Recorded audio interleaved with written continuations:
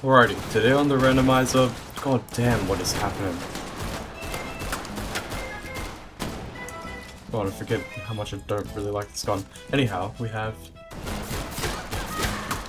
Oh, my team? Never mind, we have Dread. Okay, so the Loadout randomizer gave me Vanguard with... Okay, it gave me Vanguard with Honor and Marksman, which is honestly a pretty good combo.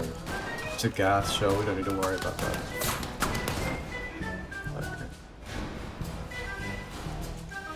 I'm gonna try to protect Dread as best as I can.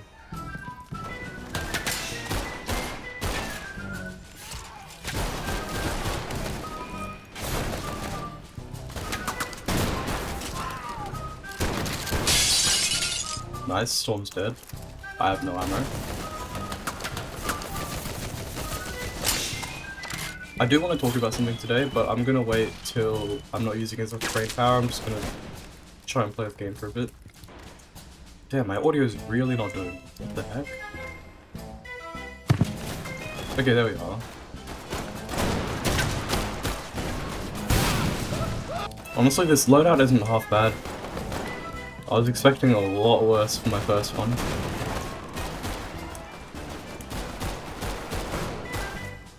How are you not dead? Ow.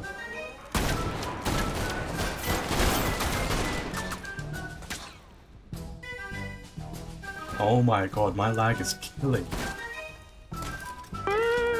I just dropped my gun.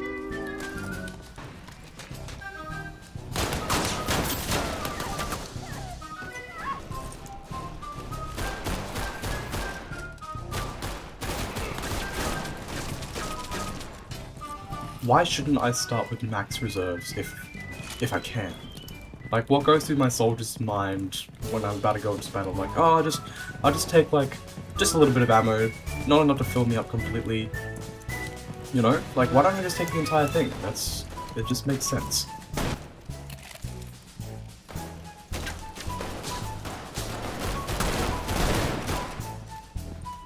Okay.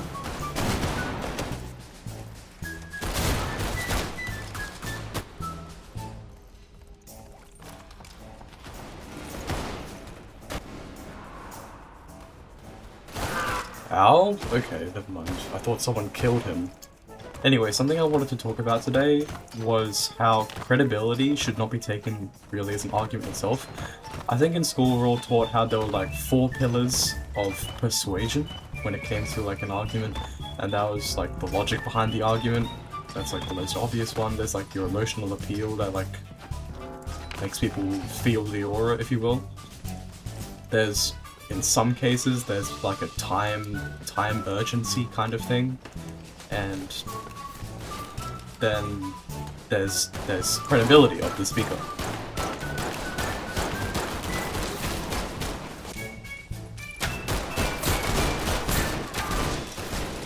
That was something.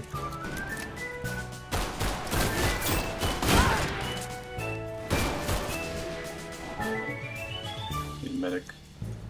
Ah! He's gonna do something.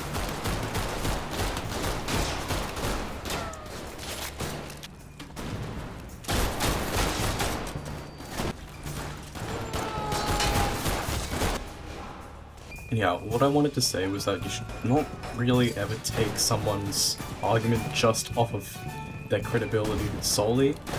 Obviously there'll be some contexts where this is like completely fine. Like if you're at a doctor's going for a doctor's consult, then it makes pretty big sense to do that. But sometimes your brain will like think, oh, this guy kind of knows what he's talking about, like, even though the context might not 100% apply, like, there's something that...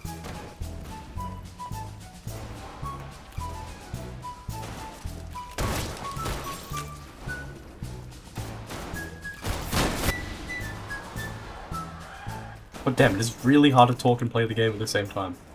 I need a cache. Where is the cache in this point again?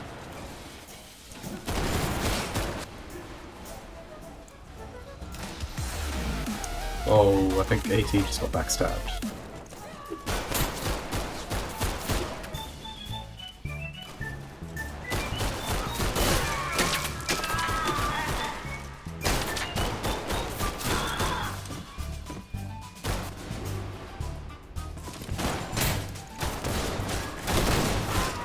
No way. I don't think I'm gonna make it back to base. Yeah, so there might be some examples where you might think that their credibility matters when they make an argument, but really it just... You should really have done your own research just to confirm.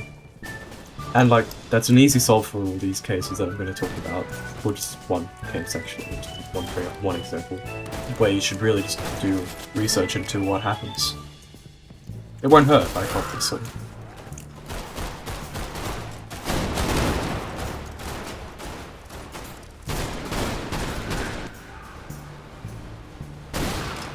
Yeah, I don't mean research as like, look up scientific journals if someone's giving you like any advice, like any formal source, just like do a quick, you can just like put the thing into AI or like Google, anything.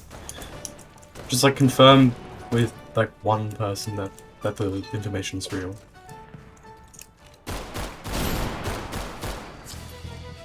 I need a helmet, I'm going back. So I want to bring up this one time I received some advice that I thought was like good advice, a person that I thought was credible, and it was actually like pretty relevant. And I only got reminded of this because the other day, or for context, this bad advice resulted in a scar on my leg. It's called a keloid scar. It happens when you have a wound in places that like move a lot. So I was reminded of talking about this because... So the reason why I was reminded about this topic was because the other day I hit that keloid scar against my table and it started really hurting. Like, there's like a burning pain. It's not really normal. And it happens whenever I hit my leg against something. And the reason I got this scar was, well, I got the wrong advice. It's pretty simple. So basically, I think it was 5 years ago now, I was running off to class and I guess I walked too fast. I dropped down behind those like giant sandstone bricks. I don't know if anyone knows. So I dropped down and I scraped my leg hard against that brick, and I think I was like bleeding all the way to class, and like I got there and I was like acting all normal. Like I feel like I acted for like some reason that this wasn't like some big deal.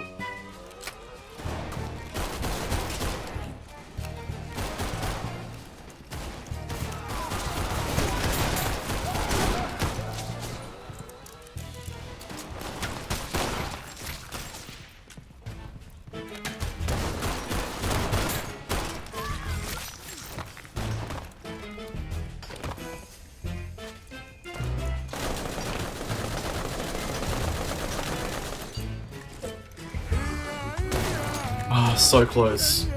So I get this wound on my leg, but at the same time I'm doing this pretty intensive sport where I have to use that leg quite a bit.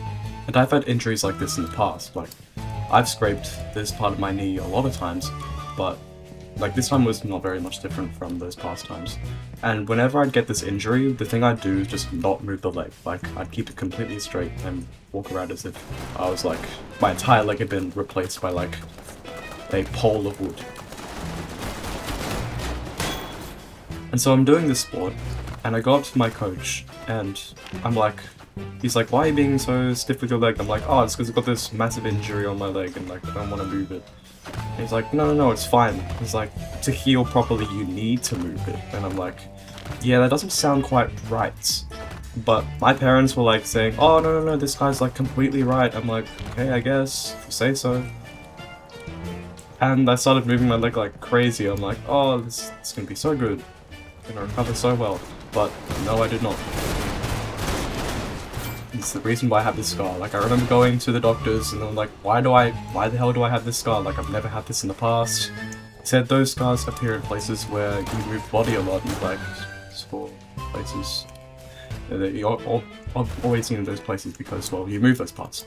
And I said, I remember looking at my parents in the room. They were like looking away, trying to avoid my eyes. Because I would not have this scar if I had just...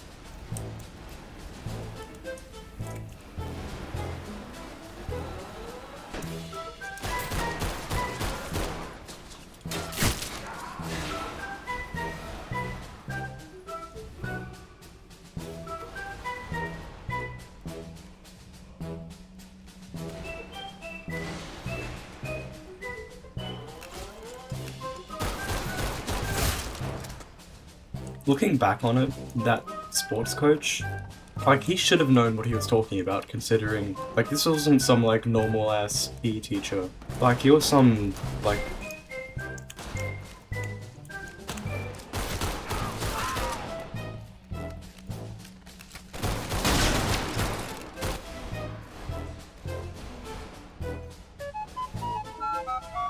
Yeah, so this coach was a pretty well-known champion or something, and he had a pretty good amount of experience with how much, like, the health of his students.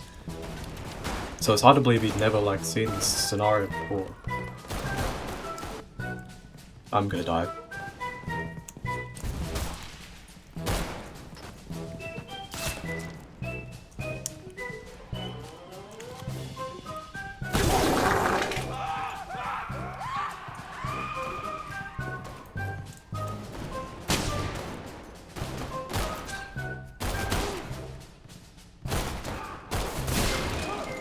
So bottom line, if someone tells you to do something and and you don't really agree with it, just like do like a moment search. It really just doesn't hurt. It takes like 10 seconds of your time.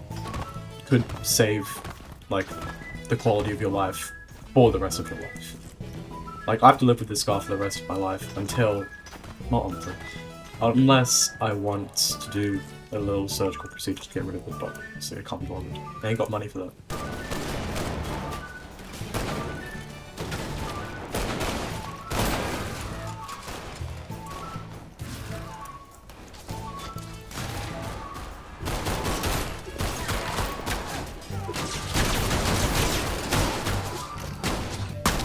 23. You know what, this kit is actually pretty okay.